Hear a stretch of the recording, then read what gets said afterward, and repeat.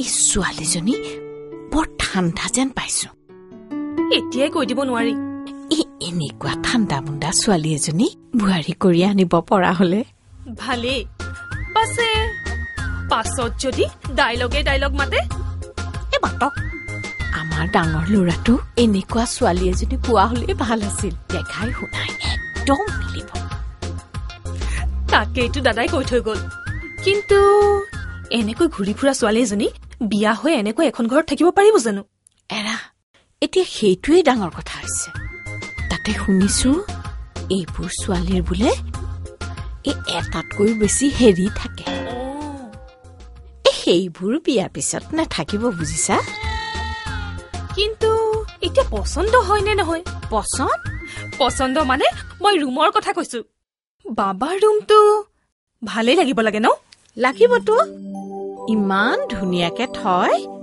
খালি এতিয়া আমি অকমান চিন্তা কৰি কথা বতৰা পাতিব লাগিব। কিয়?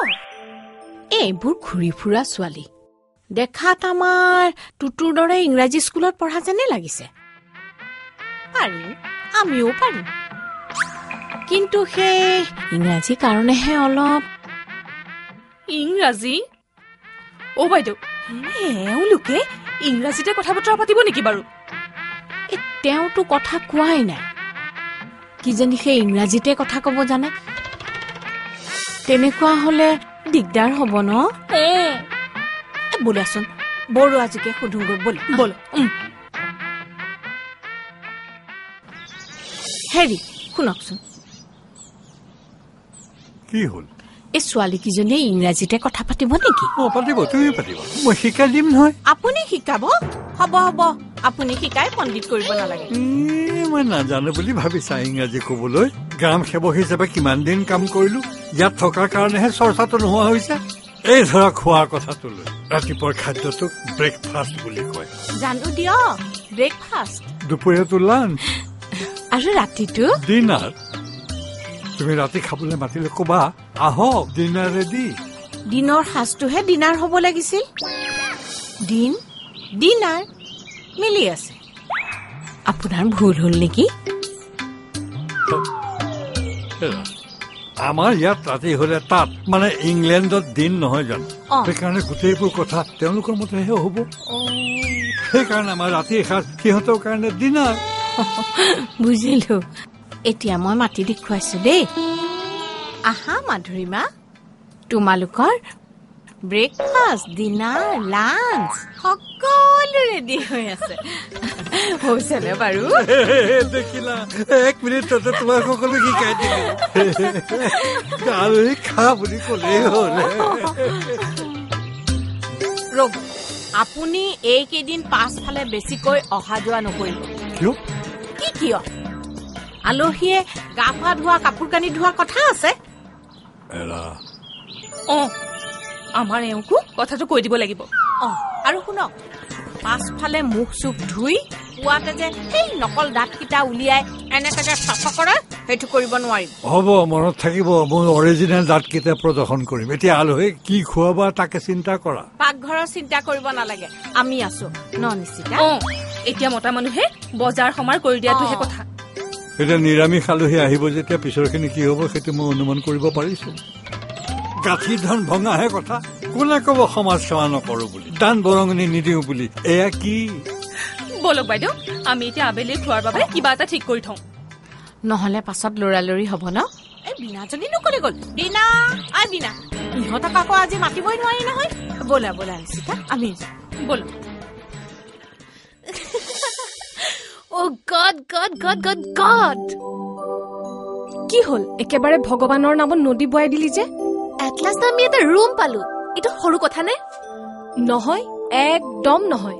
এবাৰ যে আমি এখন নাটক কৰিবলৈ গৈছিলো, আবেলি যে এটা সৰু ৰুম পাইছিলো, মনত আছে? আছে। পিছে এতিয়া তই মনোব্ৰত এৰিব লাগিব। এৰিব লাগিব, বহুত কথাই এৰিব লাগিব। এখন ঘৰত আহি সোমাই দিলে যেতিয়া বহুত কথাই এৰিব লাগিব। মানুহৰ ঘৰত থাকিবৰ অসুবিধা লাগে অ। লাগিলেও থাকিবই লাগিব। আদালতৰ ৰঙা কাগজত চহী কৰি নাটক কৰিম বুলি মালিকক কৈছো যেতিয়া, থাকিবই লাগিব।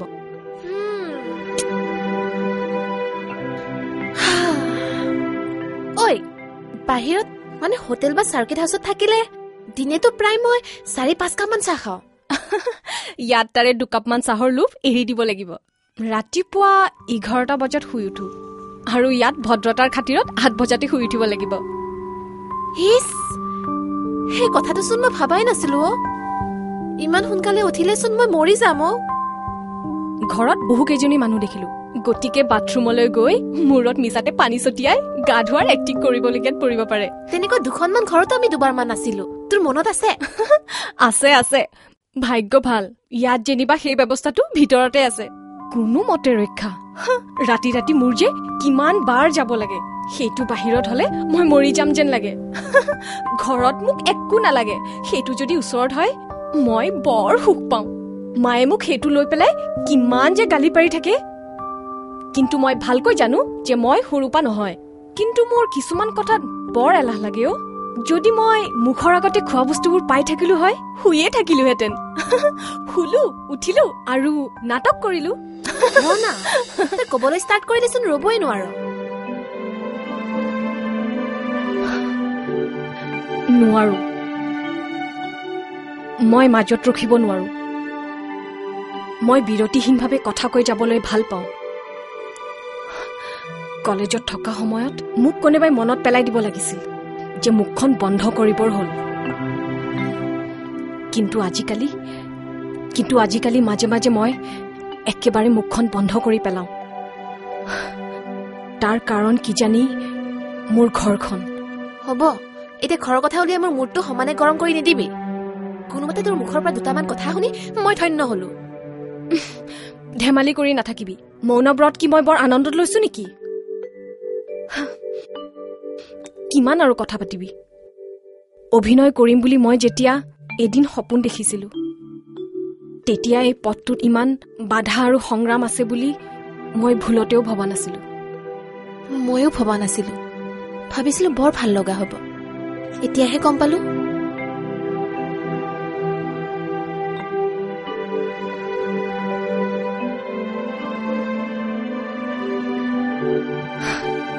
প্ৰথম দিনা ৰিহাৰ্চেল কৰিব যোৱাৰ পৰাই মানুহে মোৰ বদনাম উলিয়াই দিছিল। মোতকৈ সৰু মোক বাইদেউ বুলি মাতে।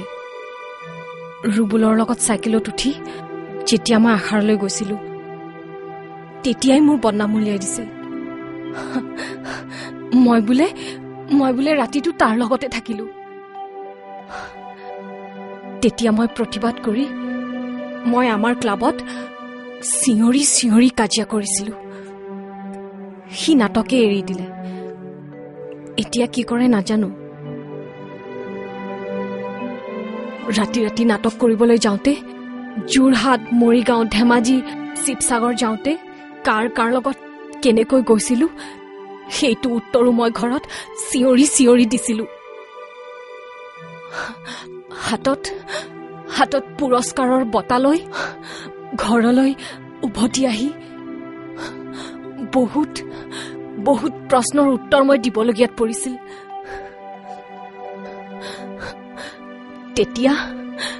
তেতিয়াও মই চিঞৰি চিঞৰি কবলগীয়াত পৰিছিল।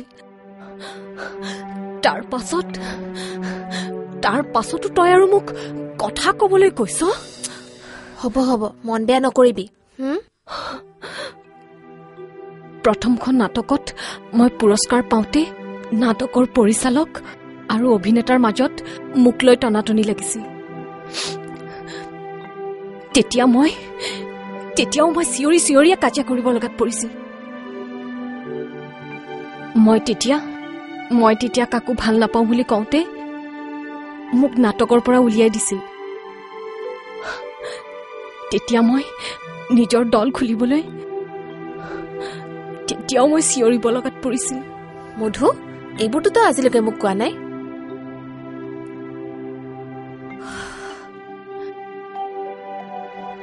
কব লগা হোৱা নাই। তাৰ পাছত এদিন মই ঘৰৰ বাবে এটা